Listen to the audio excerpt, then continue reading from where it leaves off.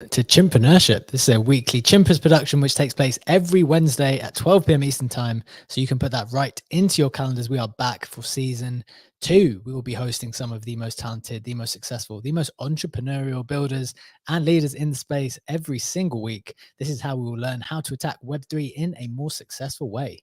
If you do not know already, my name is Bchek. I'm your host for the show.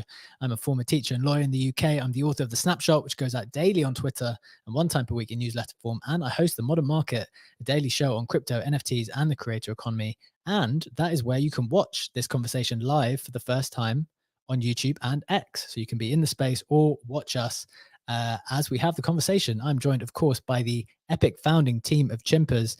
We have in the audience, Sir Joey, the wise deal maker in charge of all monkey business at Chimpers, as well as real business too.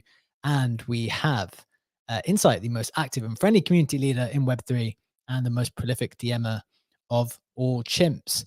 Before we introduce our special guest today, I'm delighted to shout out our sponsor for season 2, Seedworld. Seedworld is created by Seedify Studios, represents a new era in the metaverse landscape. The platform will be fully centered around user-generated content, offering a unique blend of creative freedom and digital innovation. Seedworld invites users to explore and shape a virtual world that values decentralization and personal expression, and we'll hear more from them later.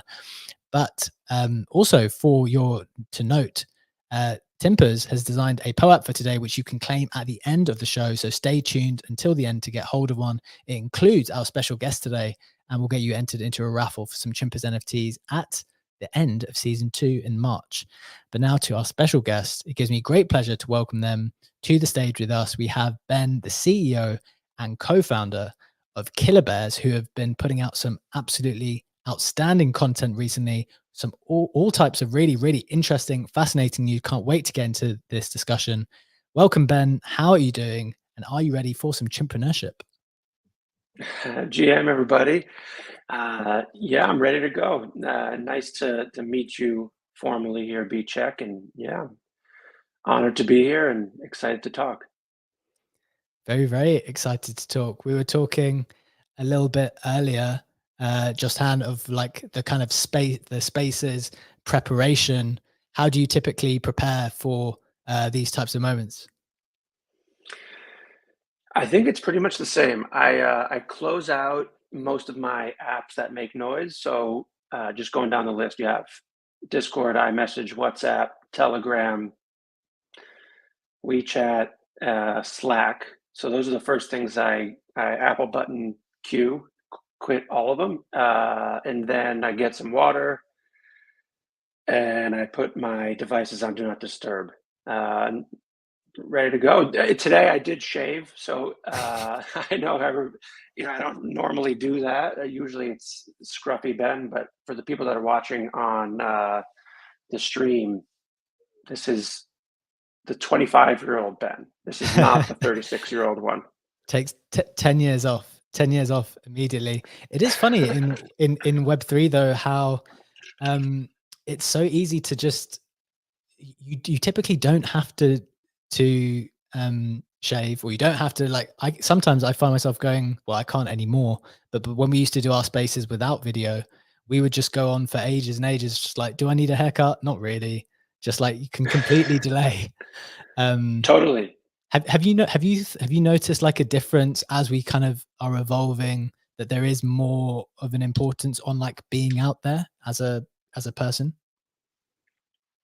Yes, I think it's important. I think we're kind of maturing. Mm, Web3 and then specifically the NFT world is maturing, and I think there were a lot of founders that would have never shown their face, and certainly can understand why. But as we had this bear market, and I think we're exiting it and entering whatever kind of transition moment we're in right now. mm. I think it's important that the leaders of the space lead and lead by example. So I think being out in front and it's important at this stage. Love it. I've actually thought very similarly about stuff when you're trying to debate, like, should you dox, should you not dox? One of the things I thought from a media perspective was that ultimately it comes down to business. Like, I know that there are certain people who are very, very anonymous and have huge followings and can monetize in various ways. But if you look around, it's typically the people who put themselves out there who manage to gain more trust. So it's definitely something I've been thinking about too. Very interesting to hear your perspective on that out of the gate. But we're going to get into the show now. We're going to kick off the proper interview. But before we do that, two things to note for the audience, a little bit of housekeeping. First, please do click the comment button in the right hand corner and retweet the spaces so we can get as many chimpers and Killabears in here, and maybe some other people who are interested too, as many as we can get. And we'll also have a perp for you to collect later today. To claim today's perp, you need to go to perp.xyz, download the app and hit the mint button in the right-hand corner, after which you need to enter a secret word, which we will reveal at the end of the show. So stay tuned for that. Let's get into it, Ben. Let's maybe start at the beginning. What's the story of Killabears that you have written so far? I guess I'll make it quick because we've only got under an hour now. But and the story is long because there's a lot of history with our team. But we come from mobile gaming. We own a company called Umbrella Games, and we'll come back to why that's important. As of the last week or two. But we had a lot of success in mobile gaming, and we nearly had an acquisition. It didn't work out. And we went kind of into this autopilot mode where we were just letting the games do their thing on the app stores, and we were evaluating what else to do. And we ultimately ran into our illustrator, Mimo Angelis, who spent like 10 years as a stock artist. So Cool. He was drawing illustrations and he was selling them on iStock, Shutterstock, all of the stock sites. And Mikkel, our creative director, spotted him on Instagram, and they started talking. And basically, like Mikkel saw it immediately. He's a creative genius, and he said, "This has such depth to it." So they spent months working together to basically adapt Mimo's style so that it could be generated into an NFT collection, and also like evaluating how it was working with him. And Mimo truly is like the fourth partner that we always wanted. He fit right into the partnership, and we minted free in April of 22, and I like to think we've done a lot of great things and made a lot of noise in the space since then. And I think now we're just we're growing up along with the space. But yeah, I think that's kind of how it started. And yeah, now I think a lot of it is, as an entertainment brand, which is what we've promised and what we've dreamt of. How do you deliver that? What are the mediums that we're going to attack? And we've been laying the foundation for nearly 2 years now, and now people are starting to see, what that means out there. So that's been great. Very, very cool. We're going to dive into like what you're building now and how some of your plans have started to come to fruition. But you mentioned there, I think for the audience's perspective, one thing we try to do on the show is like dive into the entrepreneurial aspects, figure out a little bit more about the people behind the scene.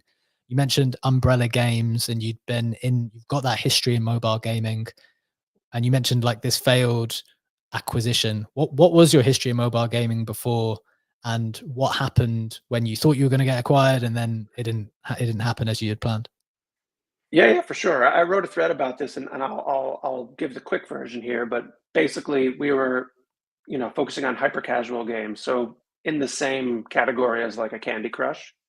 Okay. That's, I would say, the most successful casual game in history on mobile, in my mind.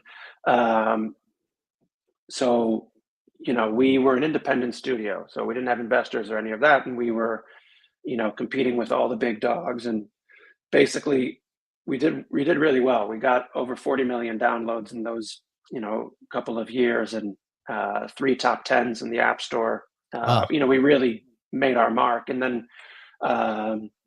At some point in 2018, there was a wave of consolidation. So the names that like Ketchup was probably the biggest independent in our category, and they got acquired by Ubisoft for an enormous deal, a 9-figure deal. And then all of the big studios, the AAAs, were starting to acquire the small ones. And our time came.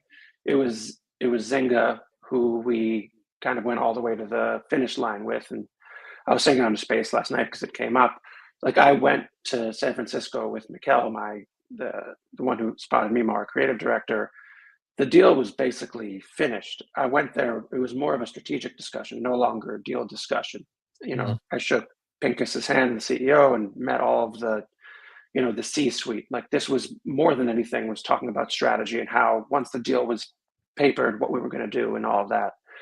And flew home and was just a few days away from the deal closing, and that final contract didn't come, and that's kind of the story. I'm grateful now that it didn't work out because Killabears wouldn't have happened. I would have Sure. had to work there for some time, and Mm. it would have been a situation. I would have had to move to Texas to their second headquarters. And anyway, everything happens for a reason. But yeah, I mean, we and then we basically after that, the business was on autopilot anyway. Like I was spending most of my time doing the M&A.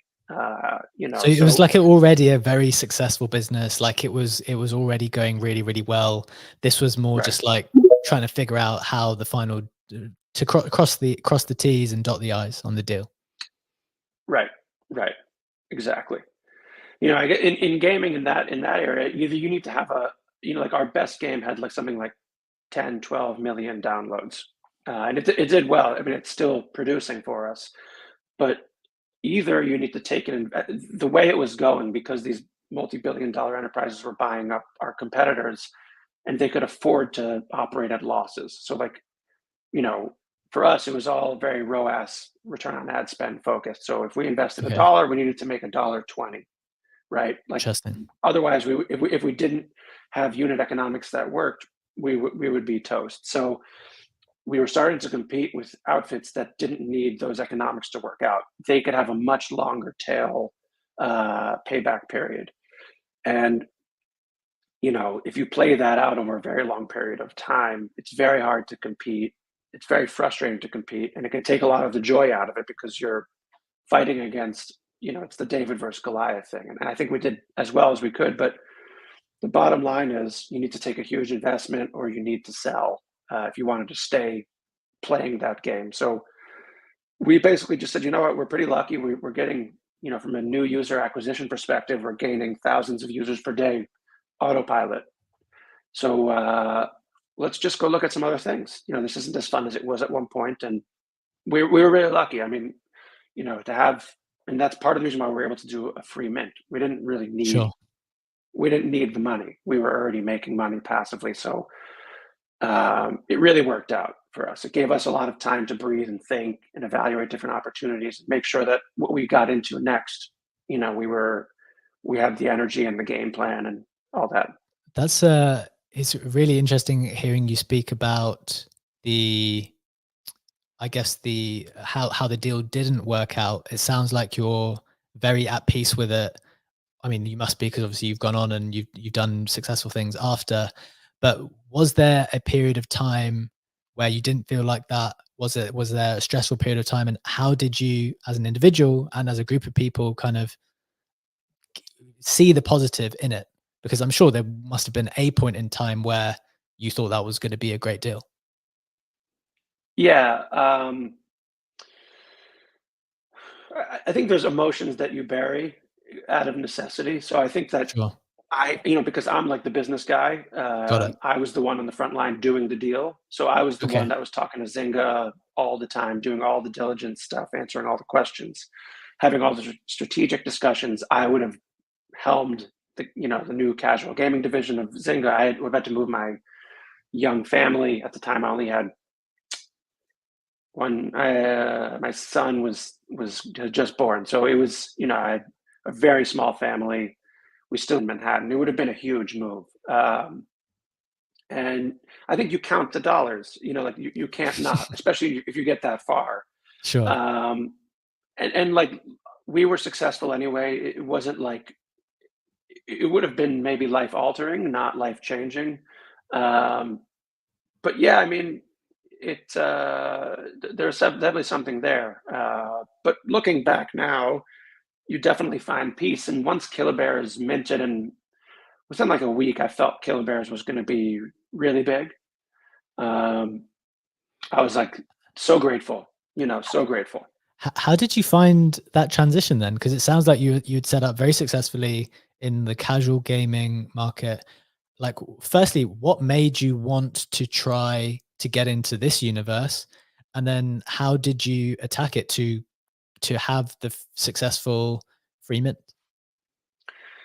Well, the free mint we were April 2022, so that was about a month before Goblin Town, which I would consider uh, in this era the most successful free mint. They made the most noise, at least. Sure. I love what they did. I'm very friendly with Alex, and uh, we didn't intend on doing free, truthfully, Interesting. but it was clear that we wouldn't have minted out. So, on mint day, within like 20 minutes, we made the quick decision, like,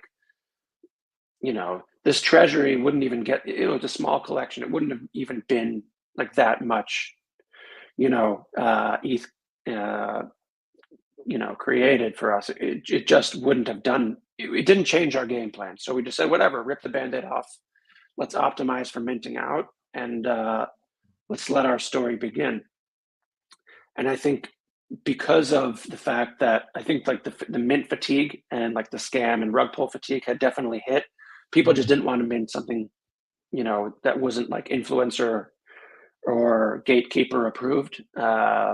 And so that's kind of what happened to us. And because it was a free mint in a time where there weren't any, like there was a lot of degen activity around it. And we had a ton of volume those first few days, just people sweeping, dumping, sweeping, dumping, sweeping, dumping. Then finally, a community formed, and you could start to tell that people gave us a chance, and they started to learn about our backgrounds. And but yeah, I mean, the transition was okay. I mean, I've been an internet entrepreneur for 13, almost 14 years. So it's not only gaming. I've done a lot in social media, Okay. SaaS, e-com. A lot of the skills learned in those areas are applicable here, especially the social media one, because community management Yes, is a absolutely. beast.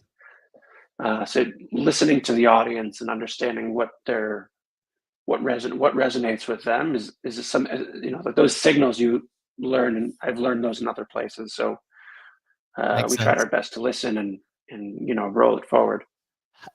Maybe final question on that kind of historical part. You mentioned at the moment you were probably quite aware that there were like a reasonable number of speculators in the community because you'd reduced it to a free mint and you kind of saw an element of speculation, pump dump. Like we've seen it over and over again in this. How did you like? What was the secret for you? Because obviously you've managed to build a strong community after that. What was the secret for you to figure out how to take the positive people every now and again when the positive people come through and like shut out the noise of the pure speculators? Right. Well, I think there's not one thing I could point to. I would say there's probably two or three things. One is like we actually focused on community. So like we made it So clear what that does we that wanted to. mean in this space? In this case, it's like me personally as a CEO being in like community group chats, speaking to people privately, learning more about them, what they see, what they saw in us, what they see in the space, and trying to find our where where like that reality can intersect with our vision. The Mm, second thing is showing our vision, yeah, um, and I think that in NFT, you know, people want hype and they want promises, but they don't always want delivery. We and for us that's not acceptable because we actually want to build things. Like we came here with intent to do stuff yeah. and innovate, and so actually like coming through being like promises made, promises delivered, the famous Stu Feiner quote. And then like you can't, like the thing with this is like we can't prohibit somebody from buying a Killabear if they're a Of course, speculator or not. So sure. there's not, everyone's welcome, but because we've actually like chosen the delivery route, and because I'm not making empty promises in tweets and talking a game that I can't back up, I don't know if it's the best place for speculators because we're not just making up nonsense. A lot of founders do it, and I can understand the short-term benefit, but we're building like a brand that's going to last longer. So we just don't want to like spend time and energy towards like short-term thinking. It's just, I understand there's a desire for it from some in Web3, but uh, I think for everybody's benefit, focusing on long-term value and actually building real things is kind of the key. Makes a lot of sense. You mentioned trying to demonstrate your vision and maybe trying to impress that on people. Very recently, you made the decision to move to Solana. Um, would you want to maybe speak to this?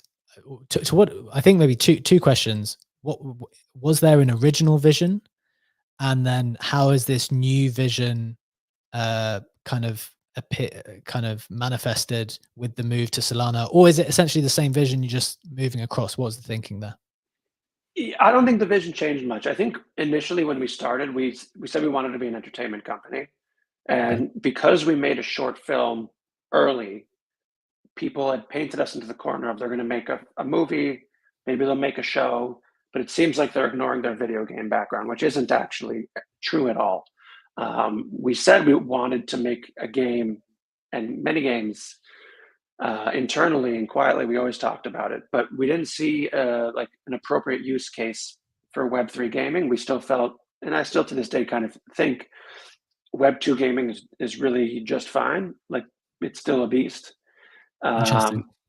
So I think like I felt and I hear out there like a lot of shoehorning was what I think of it as like does this really fit? Like how does blockchain really fit here in this game? And we couldn't find our avenue from the start. So we said what we can do is we can gamify the experience of collecting in our ecosystem, and we can use our UX, UI, and engineering skills with staking experiences and like every piece of software that we've made, and we can there's like background noise, when the hover state on the buttons is satisfying. Like we put a lot of attention there, which if you looked at our games you would see that same level of polish Mm, exists there. But then the game theory and level design of like how we basically asked our holders to operate was very gamified. So we did take those learnings and put them elsewhere. Now, as far as like a finger tapping game, we definitely are dying to do it and we're going to do it. One issue on Ethereum, especially layer one, is we felt a little bit like the cost on the network and the speed of transaction were not ideal. So like even something as simple as staking, which we reimagined, we made interactive. I know actually Chimpers did too, but we made sure. interactive staking where every couple of days the metadata updates and it tells a story basically. And we included some holder IP in it. So it was interesting. But if you had like several bears, it wasn't as significant. It wasn't like $1,000 to stake, but it could cost $80 to stake. And Mm, that is something that I felt for, and like even with a gas optimized contract, like it reflects on us, sure. and like what do you want me to say? It's Talk to just too much. Vitalik? Like there's just nothing I can do about it, right? Yeah. And then I also felt there was the second issue, which was that the load speeds actually made our software perform, at least the perception. The software was good and it was snappy, but if there is something on chain happening on that application and it was loading a little slow, it could seem like maybe we didn't do the best job. And that really bothered me because like I know how well that we tested and everything, we did a good job with all that stuff. So it was natural to start to consider other options. So I really wanted actually to land on an L2, Arbitrum, Optimism, one of them. But it was clear that like the Ethereum community of NFT people didn't love that. So then we looked at Polygon and Solana, and we basically felt that Solana was the best place for us. So now, like, we don't feel like we're restricted. We think that like games that we had thought about, and we have one that we already ported to desktop, It would on ETH. It would, if it was a game that would have been adopted, it would have created a gas war of epic proportion. That would have been like a real problem. Sure. Not like other side level, but it would have been like a real choke on the network. Like shitcoin mania, like it could have produced an issue like that. So we are eliminating that completely with Solana, and the cost is almost, it's so inexpensive to make transactions there. So we're excited, and I think just Solana, kind of the air around Solana is a little lighter. For I sure. think people are Definitely. a little less gatekeeping, and I think it might just be a more comfortable place for our community. And yeah, I'm excited about it. That's really interesting. And I think the other thing about Solana, realistically, at least in the last few months, is that there were all kinds of people who had been predominantly on ETH, like myself, frankly, now with significant funds and significant eyes on like the Solana ecosystem. So there's just a lot more people who are comfortable interacting on various chains now, buying their first Solana NFTs, buying their first ordinals, just, and I think that definitely wasn't the case for a long period of time where people were like very much ETH maxis or Solana maxis. Well, I think you've got a little bit more fluidity now, which is obviously very nice. I definitely want to ask more about this idea of being an entertainment company and what you're focusing on most and most excited about at the moment. But I also noticed when you wrote your thread about why you moved, there was a little bit of a philosophical reason as well, in the sense that you mentioned the kind of big duopoly that the Apple Store and the Play Store have, not just on games, frankly, but just like every app that wants to try to do anything. They're Yeah. just very, very restrictive because of the costs of cost of business. What's your thought there, and how does moving to Solana maybe play into that, or just what's your kind of thinking when it comes to that? Yeah, I mean, it's an interesting dynamic because that duopoly, it can't really be broken. Like like you can dent it, but Okay. you can't destroy it. It would be very hard. Like I have an iPhone. Like that's my primary device. So does pretty much everybody I know. Did you There's get certain manage to get one of things. the Saga ones? Yeah, I have, I got and I one as well. ordered a few of the twos. Nice. And like like the interesting thing is, and I think that like people need to reframe the way they think about the Saga situation, because they were laughed at for like the first 3,000 units that nobody wanted until 100%. recently, 100%. right? But the thing is, the people who have those devices in their hands are literally, for Web3 purposes, the target. They are the absolute best people that Killabears could ever get in front of. They are like the Web3 maxis. They're not necessarily Solana or ETH. They believe in this decentralized world more than anybody. Okay, Mm. 3,000 units. They're going for crazy money on eBay now. I had to pay $3,200 to get one, and frankly, I was pleased with that number. You know, Now you fast forward to what's currently being sold.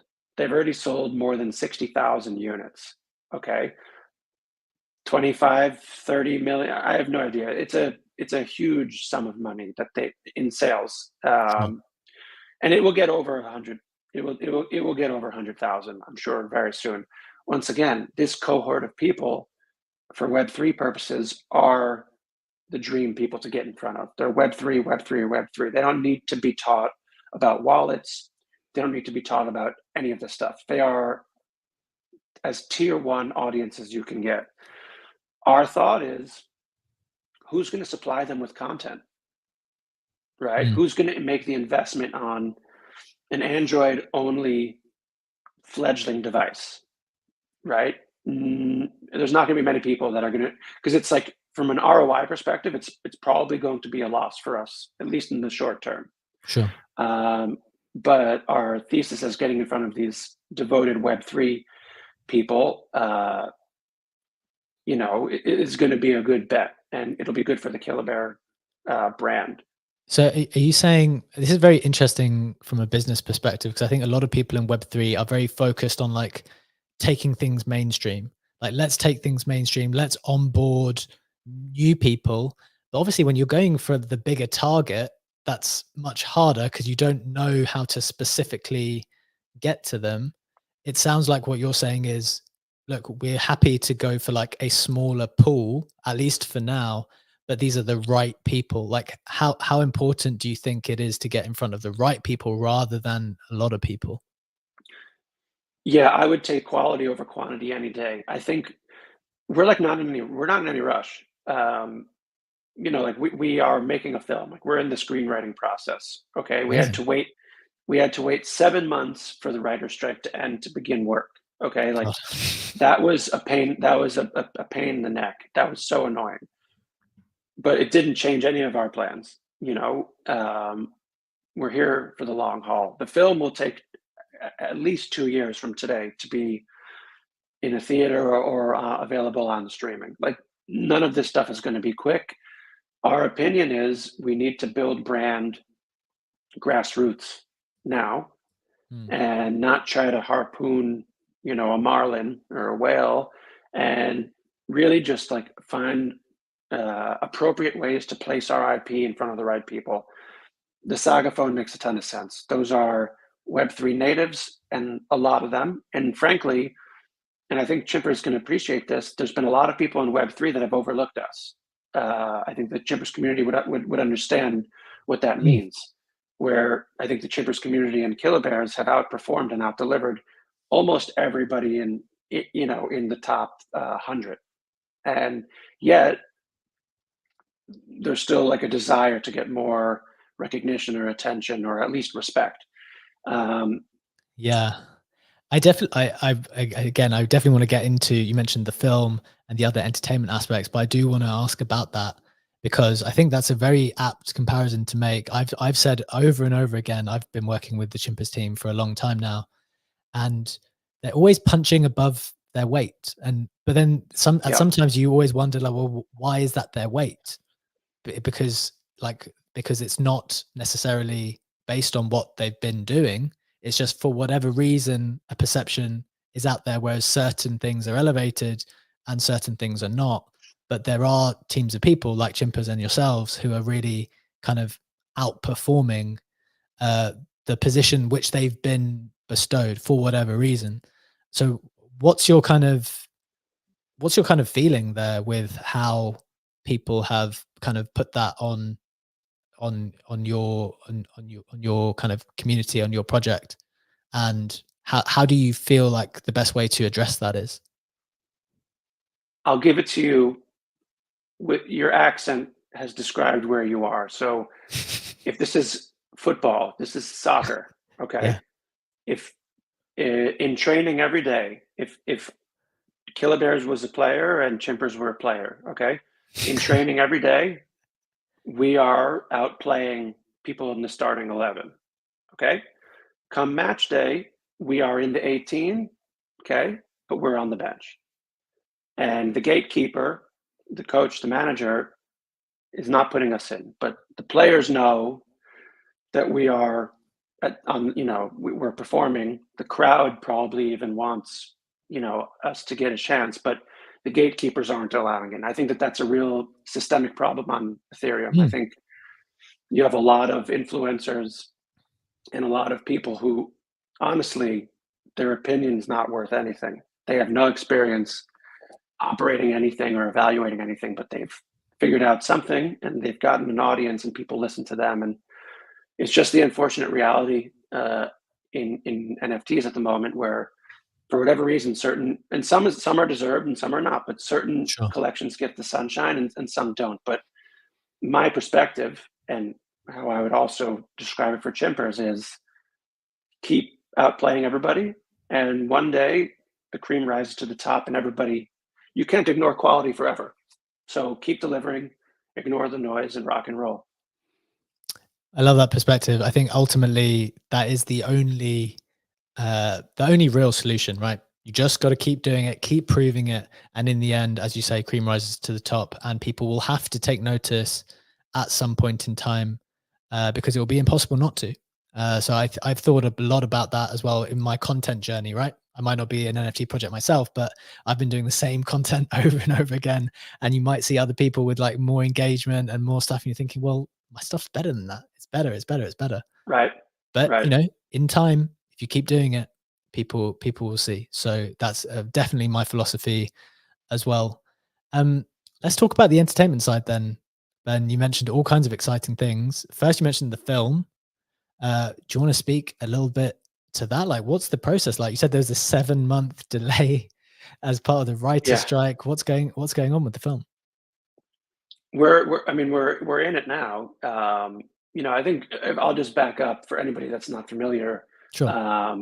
In I think May or June of 22, we put out a short film, and that was kind of like the first time we got a lot of attention, and kind of went like Twitter viral, at least Web3 Twitter viral, crypto Twitter, and from there we hooked up with Seth Green, and we made this because our intention was clear. We wanted to make a live action horror film, and we felt everybody in NFT is saying we want to make a show, we want to make a movie, but it's very hard to go from like a PFP to it's a big leap to take.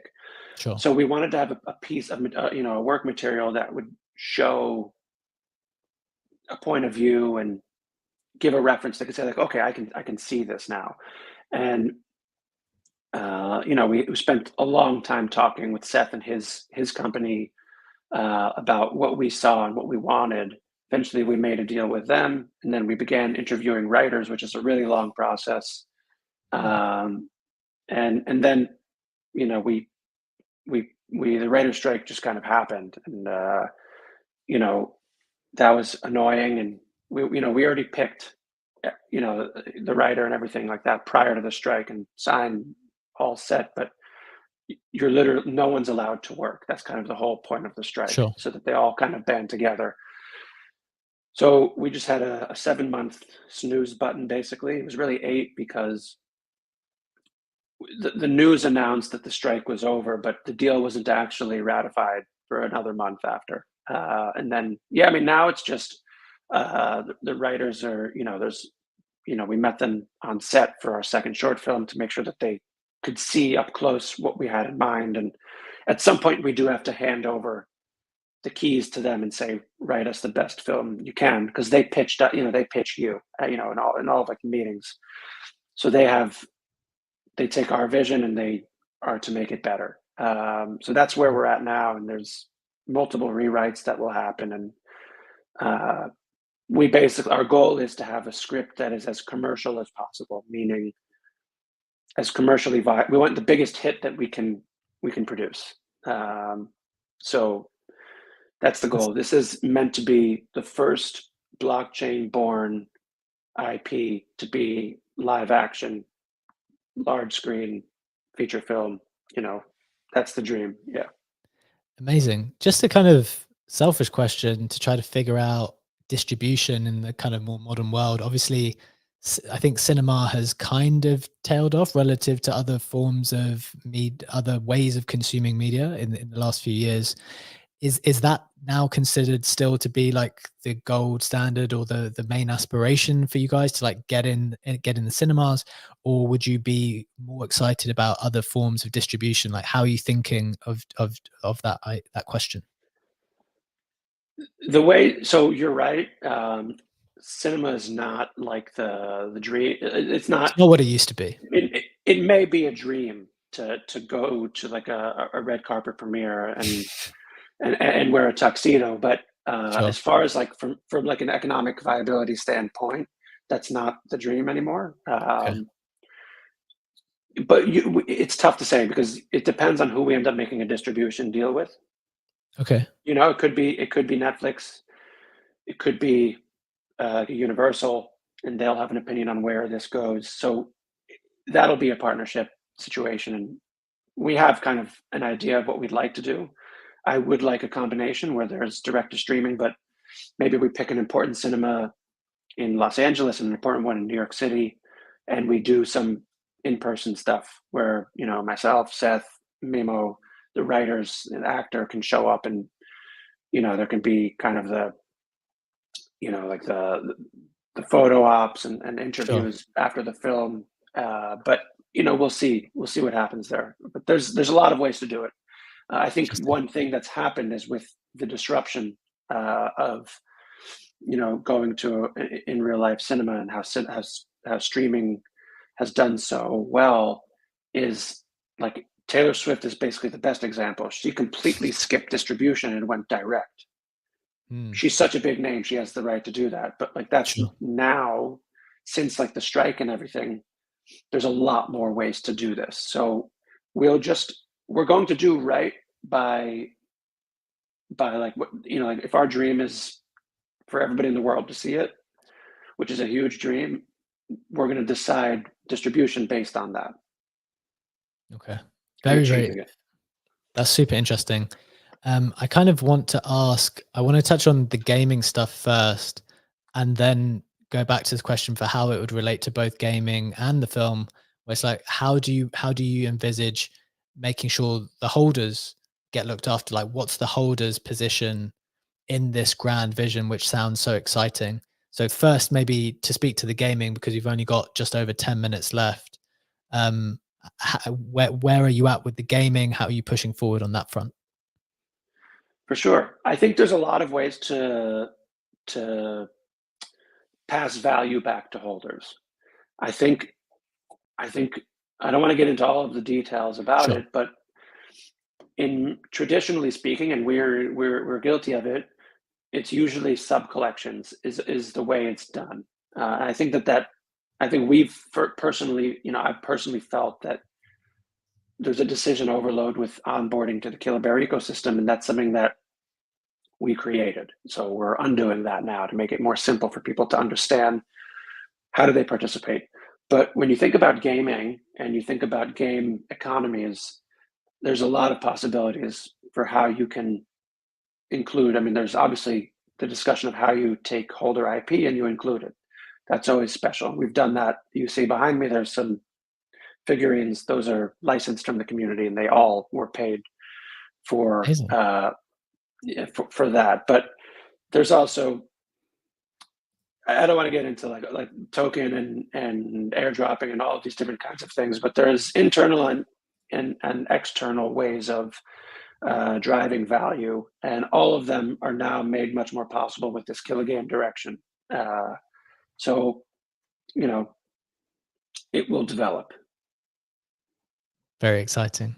And for the people who might be interested in like what type of game you're going in the direction of this time, like what type of game can they expect from the killer game? For sure. So I think step number one is taking our existing catalog, which is proven game mechanics, millions of downloads.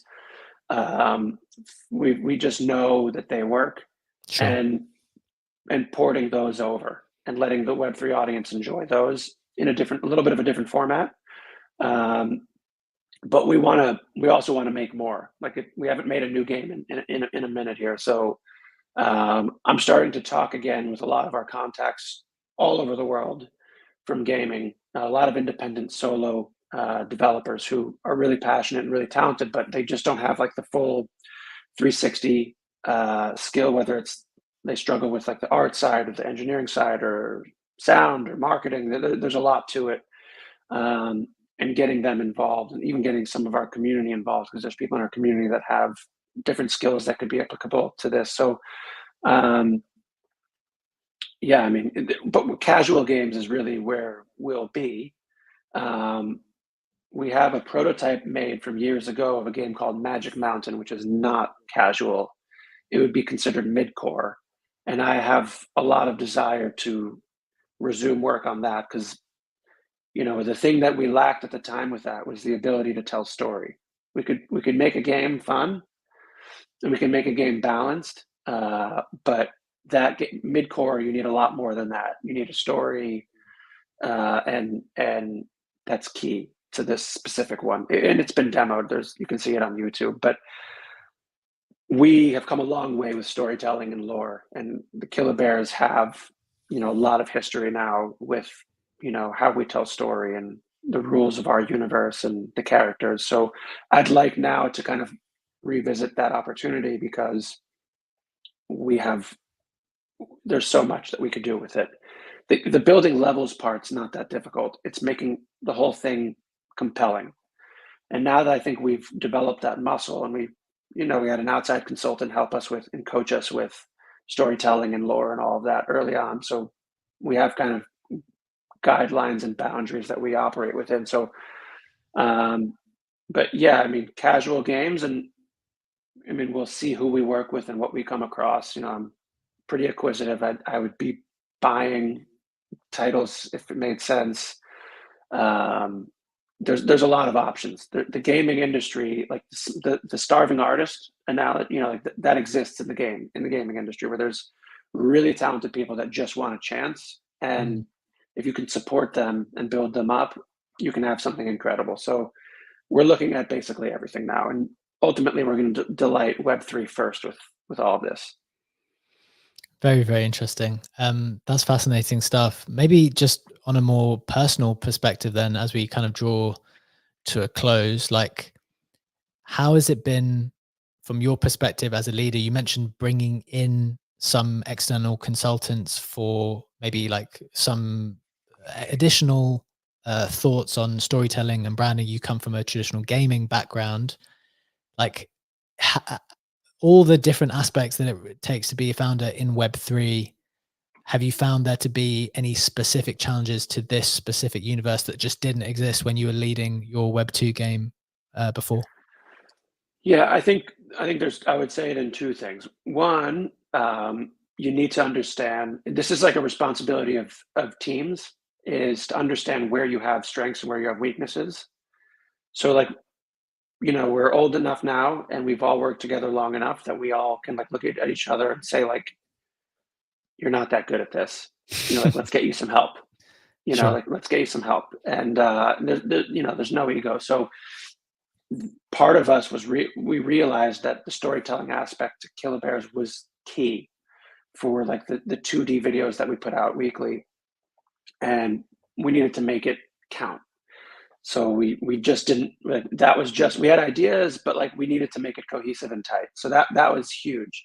And so I would say understanding strengths and weaknesses, and being willing to admit where you might fall short and how you can fill the gap. The second thing about Web3 that I feel is kind of on steroids is the community aspect. Um, Yeah, so like, for in sure. social media things that I've done before, the fans, the followers, whatever the subscribers you would want to call them, they play their role. They double tap, they comment, they DM, but it's really one way. Like, we're posting and they're consuming. Mm, Um, and then with video games, like, our relationship with our players was through analytics. Okay, so you say, oh my God, interesting. Yeah. 40% are in America. They spend an average of 8.6 minutes, on level one, and 40% of them drop off And that's between how level you one and know level them. two. Correct. Correct. It's purely data. You don't have like, and like, there could be some social media or DMs, but it's really lightweight. There's not a ton of that. There's no like real customer service function, I would say. It's just analytics. Web3, like, how people feel. Like, and they make it clear. So that's the part that's on steroids. And it took some adjusting How for how did sure. you how did you adjust to that? Did you have to? I took it head on. So like, from the day we minted, and because I was a little bit green with NFTs, I was like, I need to learn more. My partners can't teach me all of the questions I have can't be answered by my partners. So I'm just gonna like dive in as deep as possible and talk to as many people as possible Mm, in the community. So I learned that way, and I basically spent like a year, like, just like DMing with everybody, having calls with everybody, and learning as much as I could. And at some point, there's like a feeling of like burnout. And also there was a feeling like I wasn't acting like a CEO. I was acting like more like a community manager. And we already have a community manager. So Interesting. I was stepping on his toes and I needed to let him spread his wings a bit. So I felt like I could still be that front facing guy that's spending a lot of time with the community, but I need to spend more time doing deals and being in the background. So there was definitely a transition, going into year two. But I like to think I'm like a social guy. So, all of that part was good. But I think dealing with people that are over invested, gambling, treating this as like an elaborate casino is a problem. And there's not much I can do to help them. Like they need to make their own decisions. We Sure. want people that are here for the long term. So, uh, yeah, it's definitely unique. That would be how I would describe it here. Fascinating stuff. Ben, we're drawing to a close now. We're just going to do the POAP giveaway in just a few minutes. But as a final concluding thought from you, if you had to advise someone who wants to double down in this market, in this space, what would you say to them? And also, where can we keep up to date with all things Killabears? For Killabears, I would say Twitter. I think that's my favorite place for announcements. There's a Discord, there's a website, killabears.com. Can follow me, of course. Somebody new to this space, I would strongly suggest they do not do a PFP. I don't think we need more of those. I think I would probably attack content and tools around onboarding, the next million people that are going to be onboarded. I would think of how to make that on ramp easier. If I were not doing this, I would probably be doing that. Interesting. I don't know if you saw, Ben, there's, I think, Animoca doing this. So I can't remember the exact name, but some 100 creators list. The thesis is that creators are the educators of the future. And that's definitely a really strong idea. I think I buy into that idea. So strong advice, great advice for people trying to consider what to do next in this space if they want to double down. But guys, this has been a fantastic discussion. We are unfortunately running out of time for today's show of Chimpreneurship. Before we leave you, we have to get to today's POAP into your hands. It's designed by Timpers himself. It includes our special guest, Ben himself, and you can access it in just a moment. But before we do that, we just want to shout out one more time our sponsor for season 2, SeedWorld. SeedWorld is a metaverse platform which will be fully centered around user-generated content and invites you to explore and shape a virtual world that values decentralization and personal expression. Its Vanguard NFT collection has 3 core utilities. First is that you get access to the X growth community. Second, you get exclusive access to community tests and whitelist opportunities. And third, gamification and staking, which can earn you in-game currency, game tickets, and enhance your virtual experience. You can join the Seedwell community by picking up a Vanguard NFT on your favorite ETH marketplace right now. But back to today's POAP claim, you need to go to poap.xyz, spelled POAP.xyz. Download the app, hit the mint button in the right-hand corner, after which you need to enter this secret word.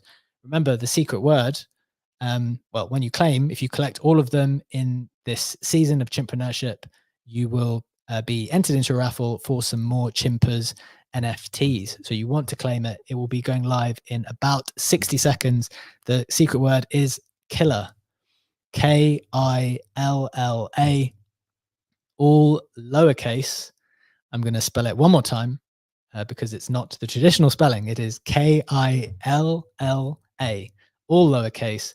That will go live in the next 60 seconds. Oh, it should be live now. So definitely claim your POAP. Remember, it will enter you into a raffle for some Chimpers NFTs later down the line. If you do have any issues, you can jump into the Chimpers Discord and raise a ticket. So that's the end of the show, guys. A big thank you to our Chimpers founders for making this possible. Timpers, Insight, and Joey, our sponsor, SeedWorld, for supporting the vision. And a very special thank you to our guest, Ben. Thank you so much for joining us, Ben. Any final thoughts? No, it was a pleasure. Thank you for having me. You are a hell of a host. Great job. Appreciate you, Ben. Thank you so much for joining. We're delighted to be able to bring you Chimpreneurship every Wednesday at 12 p.m. Eastern Time every week until March for season 2. And keep collecting your POAPs to be entered into the raffle for some Chimpers NFTs. Have a great day. We will see you next week at the same time. Bye bye.